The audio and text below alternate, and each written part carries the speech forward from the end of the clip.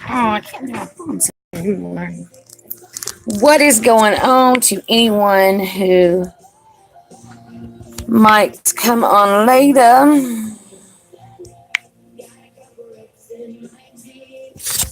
I don't know why it won't let me.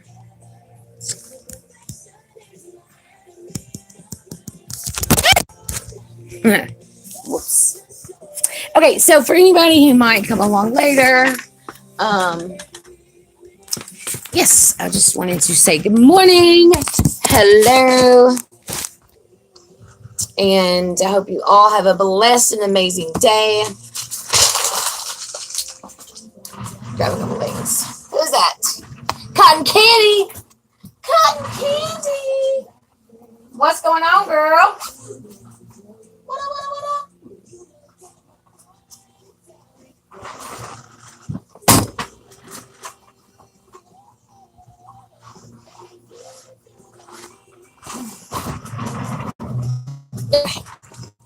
Oh, look, baby, and me. And I am great. Yeah, I miss you guys too a lot. So I'm probably going to try to start picking back up. Oh, well, awesome. I just got done doing some worship and some praising. I've done a lot of praying in the last little bit. Just last night I really had a rough day. Isaiah, what's going on? Had a rough. It wasn't really a rough day. I mean, it could have totally been way worse. It was not that bad of a day, but just kind of stressful. Just a lot going on. Everybody's like, you need to slow down. You tell me when, and I will. But I love the fact that I have a lot going on because it keeps me going, keeps me motivated. Constantly trying to gather information. Hey, Jenny. Oh no, you're good, girl. I'm at work too. I just taking a little break for a second. Yeah, it's a lot. It's you guys, life is just a lot. But sorry, that's my mom. Obviously, I did not turn down my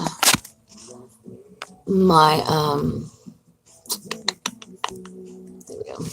No, I just want a little bit. Okay. So anywho, yeah, a lot going on, which is great. I'm so glad because it's not a lot of like negative. It's just a lot. Redecorating at work and trying to reestablish the business end over here. I'm fixing to start doing some. I'm at work. I'm fixing to start beefing up our social media pages. So I'm going to try to do that. I don't know when, because this weekend, tonight I'm going to a haunted house with a friend of mine and going out to eat. And tomorrow is Saturday. So Saturday is usually my day to bathe the dogs and clean the house and strip my bed and do laundry. And we're laying floor and we need to get one side of the room is done. So we need to get all the furniture over there so the other side can get done.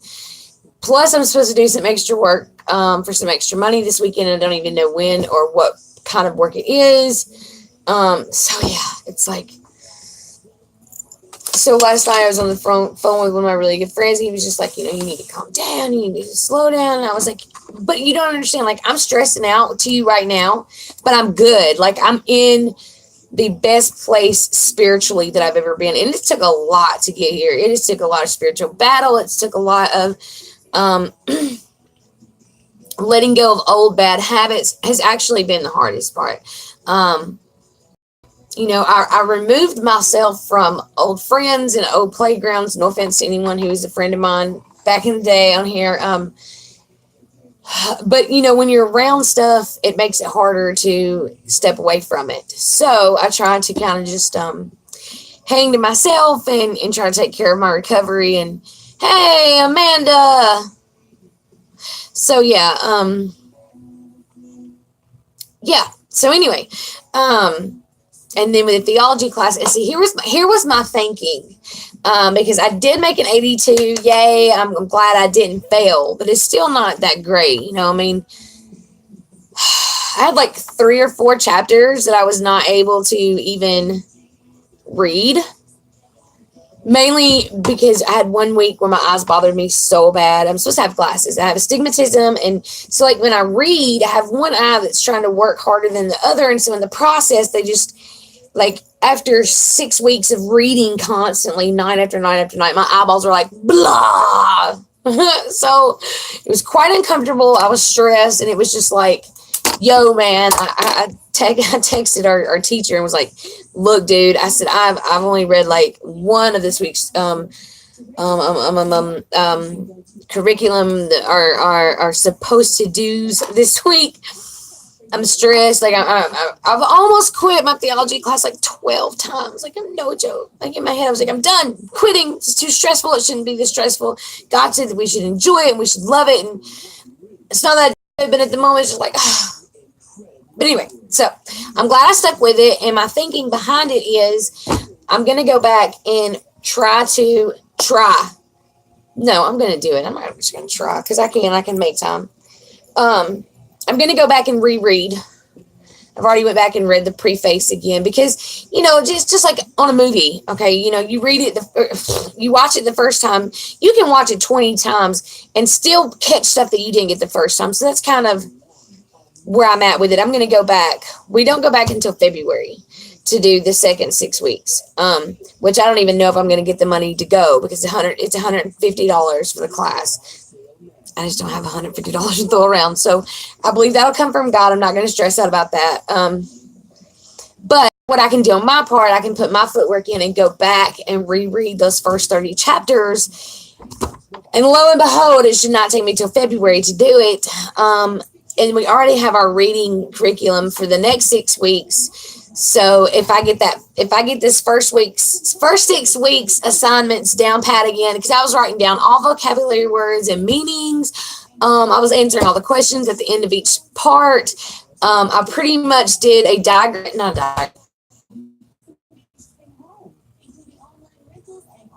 like a summary basis, I guess, of each chapter. So I was writing, I've written like a notebook and a half of stuff for 30 chapters, but I wasn't done. So I'm going to go back and finish all that and do it like I really wanted to the first time.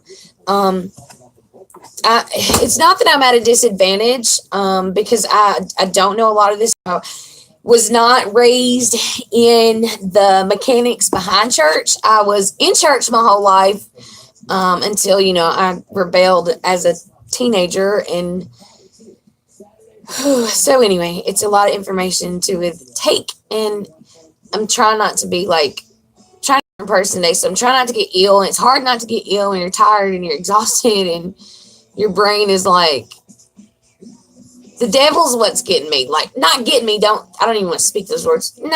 He's not getting me.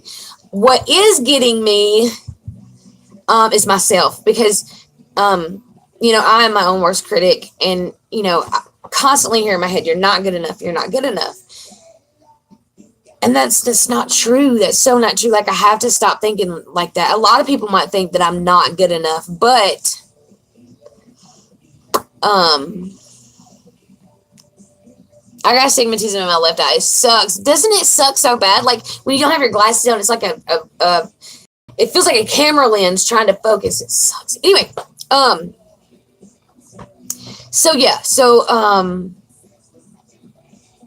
super excited where I am in life. I totally squirreled and got off topic of what I was saying. Totally like in the business of having a new life. So I've had some really crazy things going down at my house, like spiritual warfare type stuff. But in all of this, I am really discovering and learning that I'm okay, that I'm good. God's got me right where he wants me. And in some people's eyes, I might not be good enough. I will always be that lower, less than maybe person compared to all of the people in my class, as far as theology class or my church. Like, I just feel like the black sheep of the family, but in that, it brings a different dynamic for them. I don't know what it was like to grow up in church like they did, most of them. I'll say most of them. I don't know everybody's story. But versus I grew up in the ghetto as a teenager, and you kind of conformed, or you were less than and got picked on and bullied. I still got picked on and bullied, but yeah. I'm a very, or was a very passive person, and just would let the whole world just walk all over me. And so in that, I created this hard exterior, hard interior around my heart, where, I just was like, nobody's going to hurt me again. And well, it just is what it is. I'm glad that I experienced all that, because like I said, it puts a different dynamic for those who I went to school or am going to school with, or those that I church with. I don't need to feel like the lost man out. I need to look at it as this gives them a different dynamic in seeing God's glory and God's grace and mercy work within a broken life. So never think that you're not good enough for God's love. And don't reach out. Don't not reach out to God because you might be scared of his answer. Strive to want what God wants for you, because I promise you it's better than what ourselves. It might not be exactly what we think we want at that point in time, but I pray for God to just take over my life and my heart and my thinking, and old habits and cussing and wanting cigarettes. Just take it out of me, take it away from me, take it. I can't do it by myself, obviously, because I've tried for years. In NA and AA and rehab and assisted living, transitional living, and I don't know. God has been the closest that I've ever been to just mental and physical and emotional salvation. It's just it's amazing. It's great. Anyway, so I wanted to share today's meditation because if anybody knows or listens to the meditation ever, it's always so good and on point. Today is what? TGIF. I'm so glad it's Friday. Okay. Yeah, I'm fixing to do a 1:00 update to the boss man. So anyway, I'm going to read this real quick and jump off. I just wanted to jump on and tell, yay, meditation. Yeah, I forgot it last time. Wasn't that funny? I was like, no. The whole reason I got on there was to read the meditation, and I got to talking and then got off and was like, dude, I didn't even read it. Okay, so today's the 26th. It says, come to me when you are hurting, and I will soothe your pain. After just sitting here and talking about how I've been feeling lately. Anyway, come to me when you are joyful, and I will share your joy, multiplying it many times over. I am all you need. Just your deepest desires find fulfillment in me alone. This is the age of self-help. Bookstores abound with books about taking care of number one, making oneself the center of all things. The main goal of these methodologies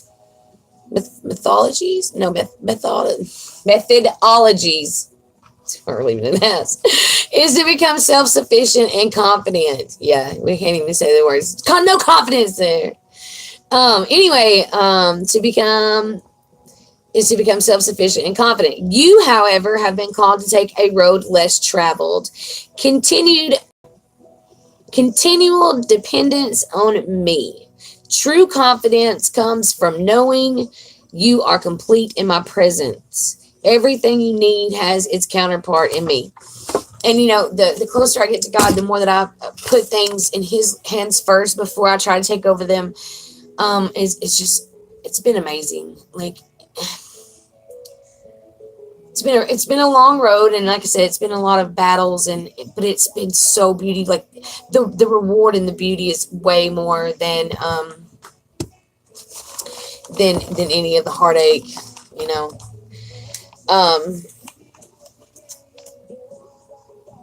there was something in here. Okay. So Hebrews is a really I mean, I just started reading it. I'm on chapter 4, going on chapter 5. And I've been in Hebrews before, like as far as stuff with church or, learning passages or stuff like that, but I've never really gotten into the book of Hebrews. And thus far, let's see. So the book of Hebrews is, the Jews and the miracle crossing the Red Sea, an agreement. Letter to the Hebrews was written to answer exactly these kinds of questions. In it, the author tells the readers how important Jesus really is. He is greater God. Blah, blah, blah. Okay. I don't even think it says who the writer is. The writer points out that Jesus offers comes only by faith. Okay. The writer praises God's faithful.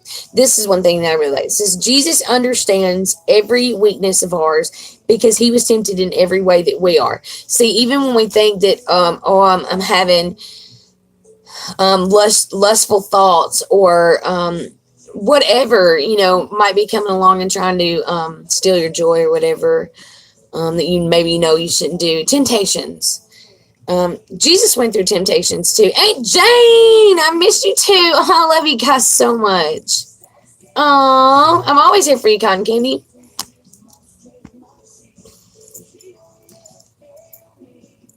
Yeah, it's amazing because God really does use each of us to talk to each other and communicate with each other, reach out to each other. Not only do you hear have that personal relationship where you can communicate with God, but a lot for me has been others. God using others to communicate with me. So anyway, okay. So remember that Jesus was just as tempted. Just because he didn't sin, just because he didn't act on it, does not mean that he doesn't know what temptation is. Because 40 days and 40 nights in the desert, no food, fasting, close to death. How many times the devil was right there trying to tempt him? And just because he didn't act on them does not mean that he does not know what it feels like. And because Jesus knows what it feels like, obviously God knows what it feels like, because even though Jesus and God are two separate people, they are the same. They are both God. So anyway, okay. But he did not sin. So whenever we are in need, we should come bravely before the throne of our merciful God. There we will be treated with undeserved kindness, and we will find help. And that is so true. So true. Okay, so this right here, it's Hebrews chapter 3, verse 6 through 14. Chapter 3, verse 6 through 14. But Christ is the Son in charge of God's people, and we are those people if we keep on being brave and don't lose hope. It is just as the Holy Spirit says. If you hear God's voice today, don't be stubborn. When you know what God's will is for you, when you hear him physically tell you, this is what you should do, this is what I want you to do, this is your next move, and you willingly go the other way. It's not good. If you hear God telling you to do something, just do it. He's got a good reason, I'm sure. Don't rebel like those people who were tested in the desert. For 40 years, your ancestors tested God, and he saw the things he did. Tested God and saw the things he did. Then God got tired and said, you people never show good sense, and you don't understand what I want you to do. God became angry and told the people, you will never enter my place of rest. My friends, watch out. Don't let evil thoughts or doubts make any of you turn from the living God. You must encourage one another each day, and you must keep on while there is still a time that can be called today. So don't wait till tomorrow. Don't wait 30 minutes down the road. Don't wait 45 minutes down the road, because who knows if you're even going to be here then, or if I'm going to be here then. We take each opportunity as it comes and jump on it. If you have the opportunity to spread God's love and wisdom and words to someone, take that opportunity. Don't walk away because you might not get a chance tomorrow. Okay, you must encourage one another each day. And you must keep on while there is still a time that can be called today. If you don't, then sin may fool some of you and make you stubborn. We were sure about Christ when we first became his people. So let's hold tightly to our faith until the end. The scriptures say, if you hear his voice today, don't be stubborn like those who rebelled. Okay. Yeah. So, I mean, I know for me, I ignored the calling for so long, or I'd get to a place where I was sick of being where I was at, and I'd jump back into church and try to go for that calling, and I wanted it right then, and it just doesn't happen like that. I mean, God's grace comes immediately, but it takes a long time to unmuddle what we've muddled up. It doesn't, you didn't create it in a day. It's not gonna be uncreated in a day. So anyway, I love you guys. Somebody just sent me a message on Twitter. Anyway, I love you guys. I'm going to get off here. I might try to do a couple videos this weekend, but who knows? I'm so busy. I don't know why I haven't let you guys come along. We do need more prayers. As a matter of fact, we're fixing to pray together. So yeah, I'll try to bring you along on some of my journeys this weekend. So anyway, I love you guys. I just want you all to know that you are amazing. You are a child of God. Put your armor on. Put your shields on. Equip yourself with this right here, because this is your sword. God is your armor. We're in a battle, and for anybody that's, I don't want to say the word, but ignorant enough to think that we're not, I lived in that ignorance for so long. I knew that there was a war going on around me, but I never picked up a sword and said, okay, let's go.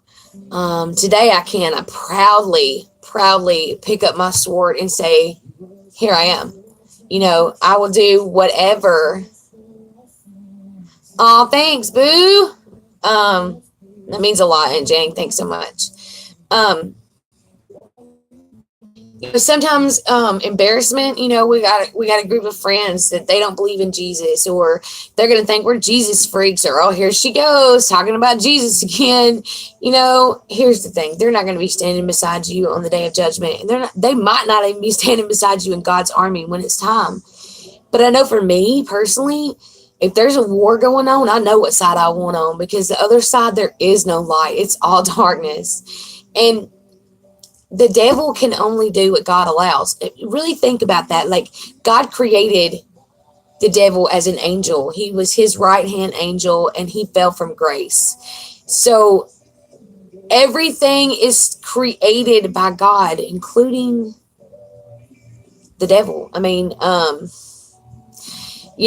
I don't know. I feel like if we could just really dive into the word, or into, I go to faith.com. You think anything that I might do? No, I had nothing. I started back in May on our I go to faith.com, just because I do kids ministry and I do 3 services upstairs. So I normally don't go down and watch the big service, and used to I would watch on every Monday. Well, life happens, and I got behind. It's easier to get behind than it is to stay on top of things. So I started yesterday. Well, actually, I started this week. Back in May, and he's got series. Our pastor, I go to faith.com, Steve Husky, amazing. If you get a chance, go on there, check him out. Some of the best sermons, dude. He is very new age and can speak my language. Wow, it's just amazing. If you want to hear a good word and a good message, I go to faith.com. You can listen to the podcast. The podcasts are just the sermons. The videos are going to be the worship, our amazing worship team, and then followed by a message. Absolutely amazing. It's so funny because I wanted to start tithing better. That's one thing that I have, for some reason, I don't know why I'm still hanging on to that. Steve Husky. But it's igotofaith.com. IGOTOFAITH.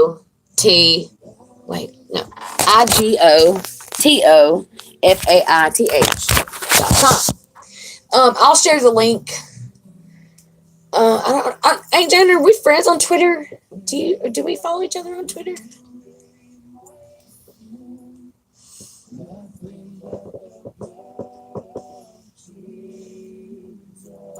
What would y'all do if I come on here and cut all my hair off? Just chopped it.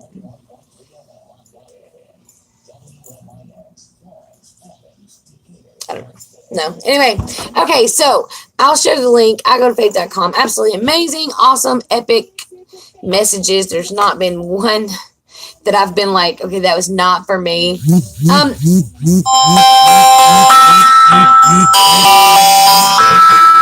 love you all. Hello?